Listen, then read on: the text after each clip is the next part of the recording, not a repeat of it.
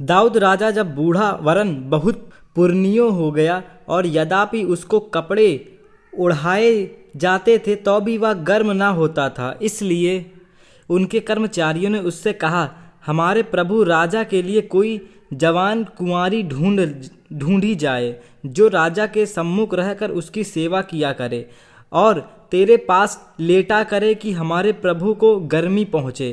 तब उन्होंने समस्त इजरायली देश में सुंदर कुंवारी ढूंढते ढूंढते अबीशग नामक एक सुनेमवासी कन्या को पाया और राजा के पास ले आए। वह बहुत ही सुंदर थी और वह राजा की दासी होकर उसकी सेवा करती रही, परंतु राजा ने उससे सहवास न किया। तब हग्गीत का पुत्र अदोनियास सिर ऊंचा करके कहने लगा, मैं राजा बनूंगा। अतः उसने रथ और सवार उसके अपने आगे आगे दौड़ने की 50 पुरुष रख लिए। उसके पिता ने जन्म से लेकर उसे कभी यह कहकर उदास ना किया था, तूने ऐसा क्यों किया। वह बहुत रूपवान था। वह अबशलोन के बाद उसका जन्म हुआ था। उसने सरूयाह के पुत्र योआब से और एब्यातार याजक से बातचीत की और उन्होंने उसके पीछे होकर उसकी सहायता की। परंतु सदोक याजक, यहोयादा का पुत्र बनायास, नाताब नबी, सिम्मी रेई और दाऊद के सूरवीर ने अदोनियास का साथ ना दिया। अदोनियास ने जोहेलेत नामक पत्थर के पास जो एनरोगेल के निकट है भेड़ बैल और तैयार किए हुए पशु बलि किए और अपने भाई सब राजकुमारों को और राजा के सब यहूदी कर्मचारियों को बुला लिया। परंतु नातान नबी और बनायास और सूरवीरों को यह अपने भाई सुलेमान उसने ना बुलाया। तब नातान ने सुलेमान की माता बतशेबा से कहा, क्या तूने सुना है कि हग्गीत का पुत्र अदोनियास राजा बन बैठा है और हमारा प्रभु दाऊद इसे नहीं जानता। इसलिए अब आ, मैं तुझे ऐसी सम्मति देता हूँ जिससे तू अपना और अपने पुत्र सुलेमान का प्राण बचाए। तू दाऊद राजा के पास जाकर उससे यूँ पूछ, हे मेरे प्रभु, हे राजा, क्या तूने शपथ खाकर अपनी दासी से नहीं कहा कि तेरा पुत्र सुलेमान मेरे बाद राजा होगा और वह मेरी राजगद्दी पर विराजेगा। फिर अदोनियास क्यों राजा बन बैठा है? और जब तू वह राजा से ऐसी बातें करती रहेगी तब मैं तेरे पीछे आकर तेरी बातों की पुष्टि करूँगा। तब बतशेबा राजा के पास कोठरी में गई। राजा बहुत बूढ़ा था और उसकी सेवा टहल सुनेमीन अबीशग करती थी। बतशेबा ने झुककर राजा को दंडवत की और राजा ने पूछा, तू क्या चाहती है? उसने उत्तर दिया, हे मेरे प्रभु, तूने तो अपने परमेश्वर यहोवा की शपथ खाकर अपनी दासी से कहा था, तेरा पुत्र सुलेमान मेरे बाद राजा होगा और वह मेरी गद्दी पर विराजेगा। अब देख, अदोनियास राजा बन बैठा है और अब तक मेरा प्रभु इसे नहीं जानता। उसने बहुत से बैल तैयार किए, पशु भेड़ बकरी की और सब राजकुमारों को और एब्यातार याजक और योआब सेनापति को बुलाया, परंतु तेरे दास सुलेमान को नहीं बुलाया। और हे मेरे प्रभु, हे राजा, सारे इज़राइल की आंखें तेरे और लगी है कि तू उनसे कह कि हमारे प्रभु राजा की गद्दी पर उसके बाद कौन बैठेगा। नहीं तो जब हमारा प्रभु राजा अपने पुरखाओं के संग सोएगा तब मैं और मेरा पुत्र सुलेमान दोनों अपराधी गिने जाएंगे। यूं बतशेबा राजा से बातें कर रही थी कि नातान नबी भी आ गया और राजा से कहा गया नातान नबी हाजिर है। तब वह राजा के सम्मुख आया और मुंह के बल गिरकर राजा को दंडवत की। तब नातान कहने लगा, हे मेरे प्रभु, हे राजा, क्या तूने कहा है अदोनियास मेरे बाद राजा होगा और वह मेरी गद्दी पर विराजेगा? देख, उसने आज नीचे जाकर बहुत से बैल तैयार किए हुए पशु और भेड़ बलि की और सब राजकुमार और सेनापति को और एब्यातार याजक को भी बुला लिया, और वे उसके सम्मुख खाते पीते हुए कह रहे हैं, अदोनियास राजा जीवित रहे, परंतु मुझ तेरे दास को और सदोक याजक को और यदोयादा के पुत्र बनयास और तेरे दास सुलेमान को उसने नहीं बुलाया। क्या यह मेरे प्रभु राजा की ओर से हुआ? तूने तो अपने दास को यह नहीं जताया कि प्रभु राजा की गद्दी पर कौन उसके बाद विराजेगा। दाऊद राजा ने कहा, बत्शेबा को मेरे पास बुला लाओ। तब वह राजा के पास आकर उसके सामने खड़ी हुई। राजा ने शपथ खाकर कहा, यहोवा जो मेरे प्राण सब खोजियों से बचाता आया है, उसके जीवन की शपथ, जैसा मैंने तुझसे इज़राइल के परमेश्वर यहोवा की शपथ खाकर कहा था, तेरा पुत्र सुलेमान मेरे बाद राजा बनेगा और वह मेरे बदले मेरी गद्दी पर विराजेगा, वैसा ही मैं निश्चय आज के दिन करूँगा। तब बत्शेबा ने भूमि पर मुंह के बल गिरकर राजा को दंडवत करके कहा, मेरा प्रभु राजा दाऊद सदा जीवित रहे। तब दाऊद राजा ने कहा, मेरे पास सदोक याजक नातान नबी यहोयादा के पुत्र बनायास को बुला लाओ। अतः वे राजा के सामने आए। राजा ने उनसे कहा, अपने प्रभु के कर्मचारियों को साथ लेकर मेरे पुत्र सुलेमान को मेरे निज खच्चर पर चढ़ाओ और गिहोन को ले जाओ, और वहाँ सदोक याजक और नातान नबी इज़राइल का राजा होने को उसका अभिषेक करें। तब तुम सब नरसिंगा फूंक कर कहना, राजा सुलेमान जीवित रहे, और तुम उसके पीछे पीछे इधर आना, और वह आकर मेरे सिंहासन पर विराजे, क्योंकि मेरे बदले में वही राजा होगा, और उसी को मैंने इज़राइल और यहूदा का प्रधान होने को ठहराया है। तब योआयाद ने पुत्र बनायास से कहा, आमीन, और मेरे प्रभु राजा का परमेश्वर यहोवा भी ऐसा ही कहे। जिस रीति यहोवा मेरे प्रभु के संग रहा, उसी रीति वह सुलेमान के भी संग रहे, और उसका राज मेरे प्रभु दाऊद राजा के राज से भी अधिक बढ़ाए। तब सदोक याजक और नातान नबी और यदोयादा का पुत्र बनायाह करेतियों और पलेतियों के संग लिए हुए नीचे गया, और सुलेमान को राजा दाऊद के खच्चर पर चढ़ाकर गिहोन को ले चले। तब सदोक याजक ने यहोवा के तंबू में से तेल भरा हुआ सींग निकाला और सुलेमान का राज अभिषेक किया। तब वे नरसिंगे फूंकने लगे और सब लोग बोल उठे, राजा सुलेमान जीवित रहे। तब सब लोग उसके पीछे पीछे बांसुरी बजाते हुए और इकट्ठा सब बड़ा आनंद मनाते हुए ऊपर गए कि उनकी ध्वनि से पृथ्वी डोल उठी। तब अदोनियास और उसके सब अतिथि खा चुके थे। तब यह ध्वनि उनको सुनाई पड़ी। योआब ने नरसिंगे का शब्द सुनकर पूछा, नगर में हलचल और चिल्लाहट का शब्द क्यों हो रहा है? वह यह कह ही रहा था कि एब्यातार याजक का पुत्र योनातान आया, और अदोनियास ने उससे कहा, भीतर आ, तू तो भला मनुष्य है और भला समाचार भी लाया होगा।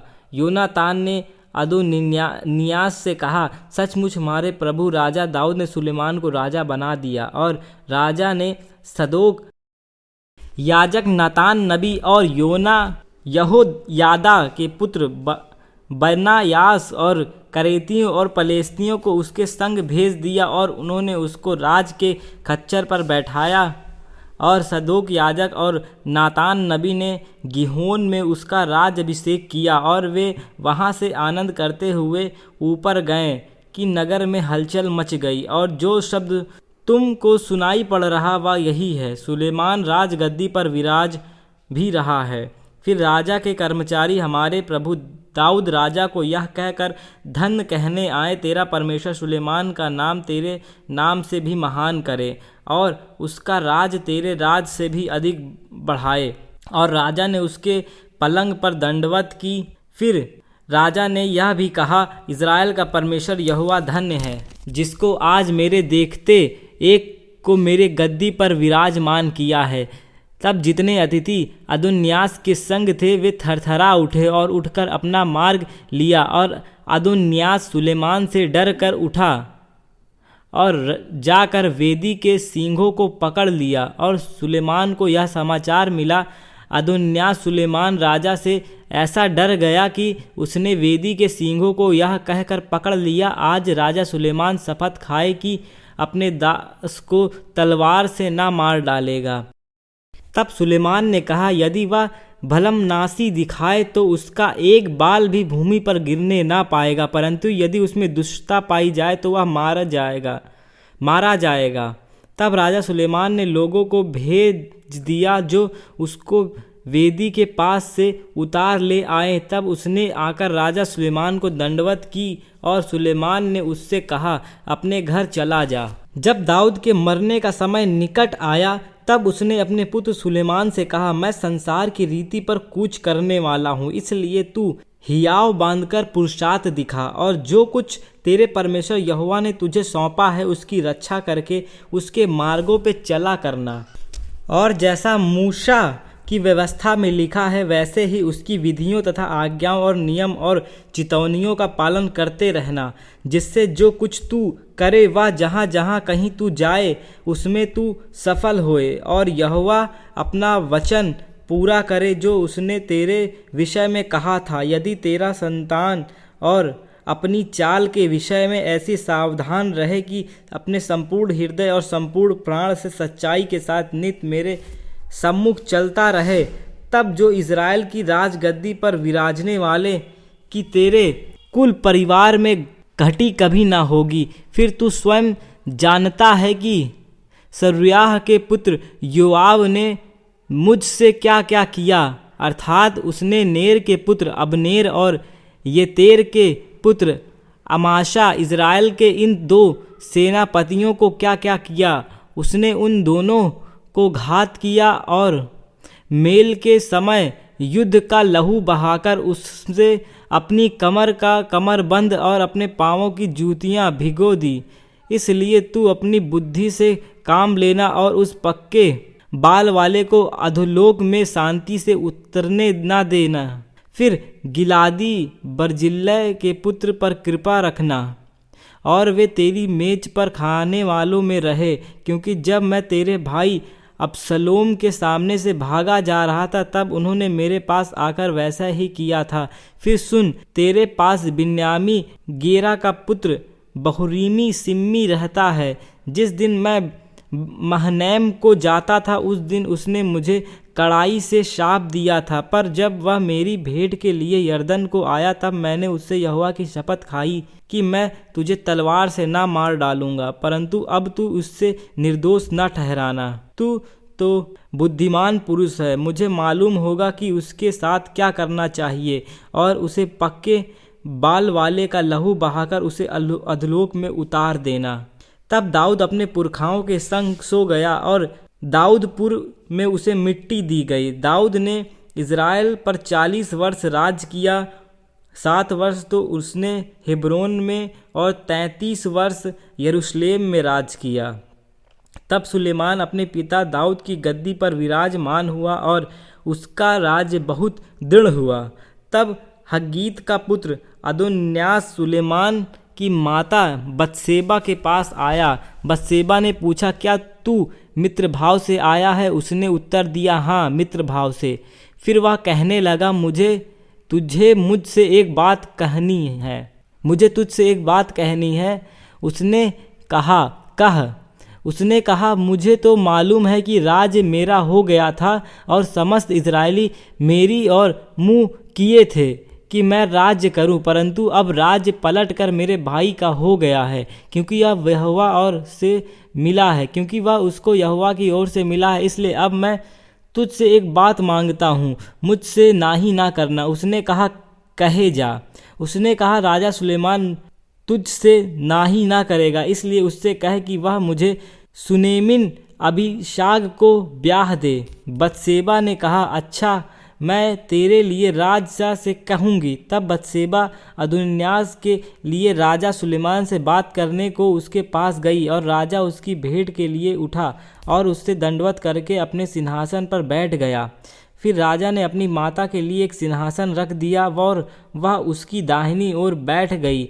तब वह कहने लगी, मैं तुझसे एक छोटा सा वरदान मांगती हूँ, इसलिए मुझसे नाही ना करना। राजा ने कहा, हे माता, मांग, मैं तुझसे नाही ना करूँगा। उसने कहा, वह सुनेमिन अबीशाग तेरे भाई अदुन्यास को ब्याह दी जाए। तब सुलेमान ने अपनी माता को उत्तर दिया, तू अदुन्यास के लिए सुलेमिन अबीशग को क्यों मांगती है? उसके लिए राज भी मांग, क्योंकि वह तो मेरा बड़ा भाई है।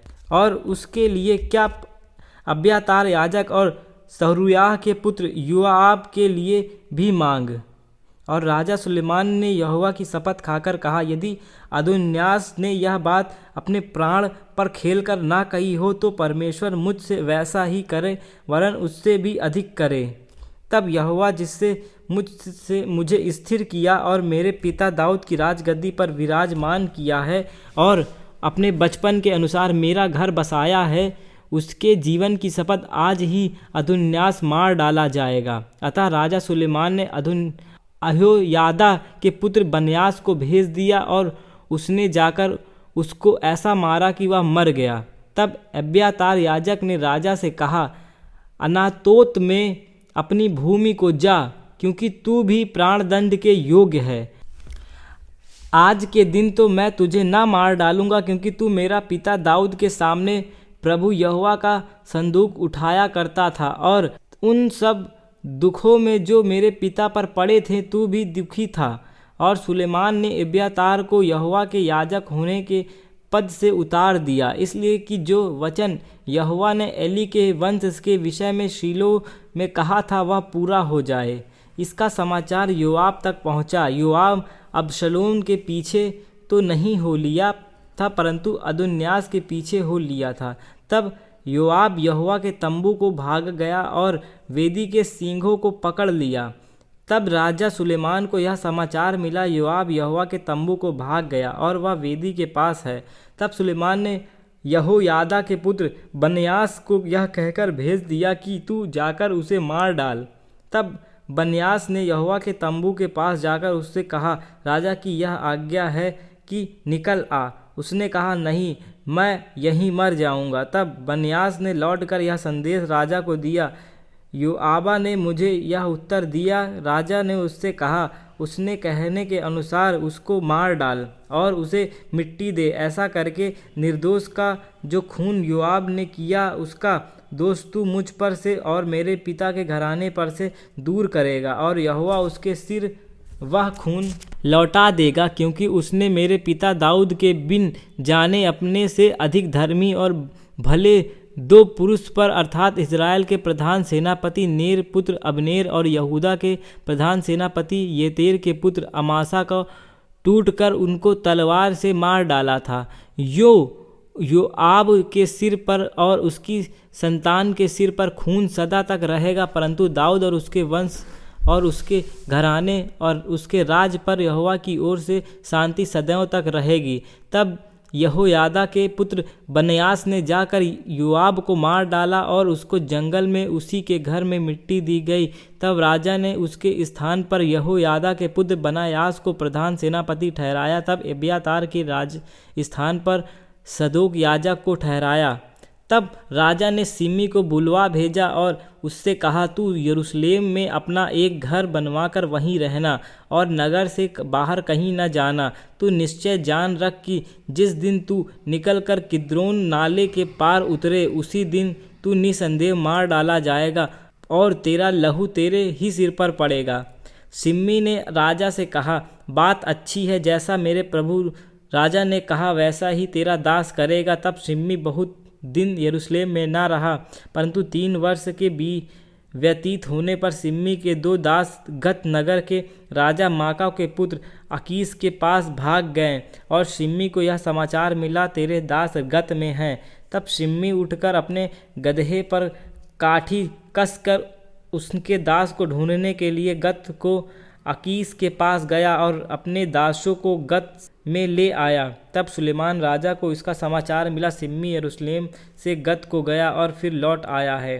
तब उसने सिमी को बुलवा भेजा और उससे कहा, क्या मैंने तुझसे यहोवा की शपथ ना खिलाई थी और तुझसे चिता कर ना कहा था? यह निश्चय जान रख कि जिस दिन तू निकल कर कहीं चला जाए उसी दिन तू निसंदेह मार डाला जाएगा। और क्या तूने मुझसे ना कहा था, जो मैंने सुनी वह बात अच्छी है? फिर तूने यहोवा की शपथ और मेरी दृढ़ आज्ञा को क्यों नहीं मानी और राजा ने सिम्मी से कहा, तू आप ही अपने मन में उस सब दुष्टता को जानता है जो ने मेरे पिता दाऊद से की थी, इसलिए यहोवा तेरे सिर पर तेरी दुष्टता लौटा देगा। परंतु राजा सुलेमान धन्य रहेगा और दाऊद का राजा यहोवा के सामने सदैव दृढ़ रहेगा। तब राजा ने यहोयादा के पुत्र बनायास को आज्ञा दी और उसने बाहर जाकर उसको ऐसा मारा कि वह मर गया। इस प्रकार सुलेमान के हाथ में राज दृढ़ हो गया। फिर राजा सुलेमान मिस्र के राजा फिरौन की बेटी को ब्याह कर उसका दामाद बन गया और उसको दाऊदपुर में लाकर जब तक अपना भवन और यहोवा का भवन और यरूशलेम के चारों ओर की शहर पनाह न बनवा चुका, तब तक उसको वहीं रखा, क्योंकि प्रजा के लोग जो ऊंचे स्थानों पर बलि चढ़ाते थे और उन दिनों तक यहोवा के नाम का कोई भवन नहीं बना था। सुलेमान यहोवा से प्रेम रखता था और अपने पिता दाऊद की विधियों पर चलता तो रहा, परंतु वह ऊंचे स्थानों पर भी बलि चढ़ाया और धूप जलाया करता था। और राजा गिबोन को बलि चढ़ाने गया, क्योंकि मुख्य ऊंचा स्थान वहीं था। तब वहाँ ही वेदी पर सुलेमान ने 1000 होम बलि चढ़ाए। गिबोन में यहोवा ने रात को स्वप्न देकर सुलेमान को दर्शन दिया, जो कुछ तू चाहे मैं तुझे दूंगा वह मांग। सुलेमान ने कहा, तू अपने दास मेरे पिता दाऊद पर बड़ी करुणा करता रहा, क्योंकि वह अपने को तेरे सम्मुख जाकर तेरे हाथ सच्चाई और धर्म और मन की सिधाई से चलता रहा, और तूने यहाँ तक उस पर करुणा की थी कि उसे उसकी गद्दी पर विराजने वाला एक पुत्र दिया है, जैसा कि आज वर्तमान है। और अब हे मेरे परमेश्वर यहोवा, तूने अपने दास को मेरे पिता दाऊद के स्थान पर राजा किया है, परंतु मैं छोटा सा हूँ जो भीतर बाहर आना जाना नहीं जानता। फिर तेरा दास तेरी चुनी हुई प्रजा के बहुत से लोगों के मध्य में है, जिनकी गिनती बहुतायत के मारे नहीं हो सकती। तू अपने दास को अपनी प्रजा का न्याय करने के लिए समझाने की ऐसी शक्ति दे कि मैं भले बुरे को परख सकूं, क्योंकि कौन ऐसा है कि तेरी इतनी बड़ी प्रजा का न्याय कर सके। इस बात से प्रभु प्रसन्न हुआ कि सुलेमान ने ऐसा वरदान मांगा। तब परमेश्वर ने उससे कहा, इसलिए कि तूने यह वरदान मांगा है, ना तो दीर्घायु, ना धन और ना अपने शत्रुओं का नाश मांगा, परंतु समझने के विवेक का वरदान मांगा। इसलिए सुन, मैं तेरे वचन के अनुसार करता हूँ, तुझे बुद्धि और विवेक से भरा मन देता हूँ, यहाँ तक कि तेरे समान ना तो तुझसे पहले कोई कभी हुआ और ना बाद में कभी कोई होगा। फिर जो तूने नहीं मांगा, अर्थात धन और महिमा, वह भी मैं तुझे यहाँ तक देता हूँ कि तेरे जीवन भर कोई राजा तेरे तुल्य ना होगा। फिर यदि तू अपने पिता दाऊद के समान मेरे मार्गों पर चलता हुआ मेरी विधियों और आज्ञाओं को मानता रहेगा, तो मैं तेरी आयु को बढ़ाऊंगा। तब सुलेमान जाग उठा और देखा कि यह स्वप्न था। फिर वह सुलेमान को यरूशलेम को गया और यहोवा की वाचा के संदूक के सामने खड़ा होकर होम बलि और मेल बलि चढ़ाए और अपने सब कर्मचारियों के लिए भोज किया। उस समय 2 वेश्याएं राजा के पास आकर उसके सम्मुख खड़ी हुईं। उनमें से एक स्त्री कहने लगी, हे मेरे प्रभु, मैं और यह स्त्री दोनों एक ही घर में रहती हैं और इसके संग घर में रहते हुए मेरा एक बच्चा हुआ। फिर मेरे जच्चा के 3 दिन के बाद ऐसा हुआ कि यह स्त्री भी जच्चा हो गई। हम तो संग ही संग थी, हम दोनों को छोड़कर घर में और कोई भी न था। और रात में इस स्त्री का बालक इसके नीचे दबकर मर गया। तब इससे आधी रात को उठकर जब तेरी दासी सो रही थी, तब मेरा लड़का मेरे पास से लेकर अपनी छाती में रखा और अपना मरा हुआ बालक मेरी छाती में लिटा दिया। भोर को जब मैं अपना बालक दूध पिलाने को उठी, तब उसने उसे मरा हुआ पाया, परंतु भोर को मैंने ध्यान से यह देखा कि वह मेरा पुत्र नहीं है। तब दूसरी स्त्री ने कहा, नहीं, जीवित पुत्र मेरा है और मरा हुआ तेरा है। परंतु वह कहती रही, नहीं, मरा हुआ तेरा है पुत्र है और जीवित मेरा पुत्र है। यूं वे राजा के सामने बातें करती रहीं। तब राजा ने कहा, एक तो कहती है जो जीवित है वही मेरा पुत्र है और मरा हुआ तेरा पुत्र है, और दूसरी कहती है नहीं जो मेरा पुत्र है, फिर नहीं जो मरा है वह तेरा पुत्र है और जो जीवित है वह मेरा पुत्र है। फिर राजा ने कहा, मेरे पास तलवार ले आओ। अतः एक तलवार राजा के सामने लाई गई। तब राजा बोला, जीवते बालक को 2 टुकड़े करके आधा उसको आधा इसको दो। तब जीवित बालक की माता का मन अपने बेटे के स्नेह से भर आया और उसने राजा से कहा, हे मेरे प्रभु, जीवित बालक उसी को दे, परंतु उसको किसी भांति से मार। दूसरी ने कहा, वह ना तो मेरा हो और ना तेरा, वह 2 टुकड़ा किया जाए। तब राजा ने कहा, पहली को जीवित बालक दो, किसी भांति उसको ना मारो, क्योंकि उसकी माता वही है। जो न्याय राजा ने चुकाया था उसका समाचार समस्त इजरायलियों को मिला और उन्होंने राजा का भय माना, क्योंकि उन्होंने यह देखा कि उसके मन में न्याय करने के लिए परमेश्वर की बुद्धि है। राजा सुलेमान तो समस्त इजराइल के ऊपर राजा नियुक्त हुआ था और उसके हाकिम ये थे, अर्थात सदोक का पुत्र अजर्याह याजक और सीसा के पुत्र अली योरेप और अहियाह प्रधानमंत्री थे। अलीदूद का पुत्र यहोशपात इतिहास का लेखक था।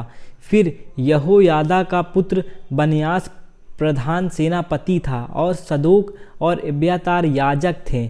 नातान का पुत्र अजर्याह भंडारियों के ऊपर था और नातान का पुत्र जबूद याजक और यहूदियों का मित्र भी था। अहीशार राज परिवार के ऊपर था और अब्दा का पुत्र अदोनीराम बेगारों के ऊपर मुखिया था। सुलेमान के 12 भंडारी थे जो समस्त इज़राइल पर अधिकारी थे और राजा और उसके घराने के लिए भोजन का प्रबंध करते थे। एक एक पुरुष प्रतिवर्ष अपने अपने नियुक्त महीने में प्रबंध करता था। उनके नाम ये थे, अर्थात एप्रैम के पहाड़ी देश में बिनहूर और मकाश, शबिल्लीम, बितशमेश और एलोन बिथनान में बिंदकेर था। अरुबुत्ते में बेहनेसेद जिसके अधिकार में सौको और हेपेर का समस्त देश था। दूर के समस्त ऊंचे देश में बेनबीनादाब जिसकी स्त्री सुलेमान की बेटी तप्पात थी। अहीलूद का पुत्र बना जिसके अधिकार में तनान, मगदीहो और बेसान का वह सब देश था जो सरतान के पास और इजरेल के नीचे और पेस्तान से ले अबलेम महोला तक, अर्थात योकामाम की परली ओर तक। गीला के समोत में बेन गेबेर था जिसके अधिकार में मनससेई यहीर के गिलाद के गांव थे, अर्थात इसी के अधिकार में बशान में अरगोब का देश था जिसमें शहर पना और पीतल के बेड़े वाले 60 बड़े बड़े नगर थे। ईदा के पुत्र अहीनादाब के हाथ में महनैम था। नप्ताली में अहीमाश था जिससे सुलेमान का बसमत नामक बेटी के विवाह किया था। अशेर और अल्लोत में हूशै का पुत्र बना। इस्तिखार में परुष का पुत्र यहोशपात और बिन्यामी में एला का पुत्र शिम्मी था। ऊरी का पुत्र ग्योबेर गिलाद में, अर्थात एमोरियों के राजा सिहोन और बशान के राजा ओग के देश में था। इस समस्त देश में वही भंडारी था। यहूदा और इज़राइल के लोग बहुत थे। वे समुद्र के तीर पर की बालू के किनकों के समान बहुत थे और खाते पीते और आनंद करते रहे। सुलेमान तो महानंद से लेकर पलिस्तियों के देश और मिस्र की सीमा तक के सब राज्यों के ऊपर प्रभुता करता था और उनके लोग सुलेमान के जीवन भर भेंट लाते और उसके अधीन रहते थे।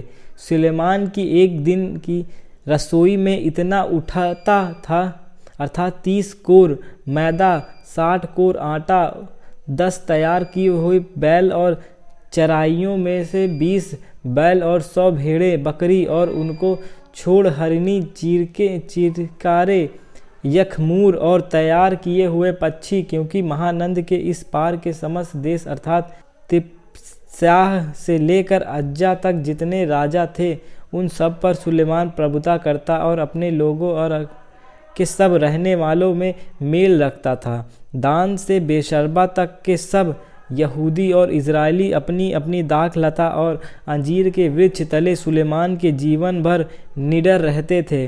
फिर उसके रथ के घोड़े के लिए सुलेमान के 40,000 घुड़सवार थे और उसके 12,000 घुड़सवार थे, और वे भंडारी अपने अपने महीने में राजा सुलेमान के लिए और जितने उसकी मेज पर आते थे उन सबों के लिए भोजन का प्रबंध करते थे, और किसी वस्तु की घटी होने नहीं पाता था। घोड़े और वेग चलाने वाले घोड़े के लिए जो और पुआल जहाँ प्रयोजन होता था वह आज्ञा के अनुसार एक एक जन पहुँचाया करता था। परमेश्वर ने सुलेमान को बुद्धि दी और उसकी समझ बहुत ही बढ़ाई, और उसके हृदय में समुद्र तट की बालू के किनकों के तुल्य अनगिनत गुण दिए। और सुलेमान की बुद्धि पूर्व देश के सब निवासियों और मिस्रियों को भी दी, बुद्धि से बढ़कर बुद्धि दी। वह तो और सब मनुष्यों में से वरन एतान, एज्रेही और हेतान और महलोल के पुत्र कलकोल और दरदा से भी अधिक बुद्धिमान था, और उसकी कीर्ति चारों ओर की सब जातियों में फैल गई। उसने 3,000 नीति वचन कहे और उसके 1,005 गीत भी थे।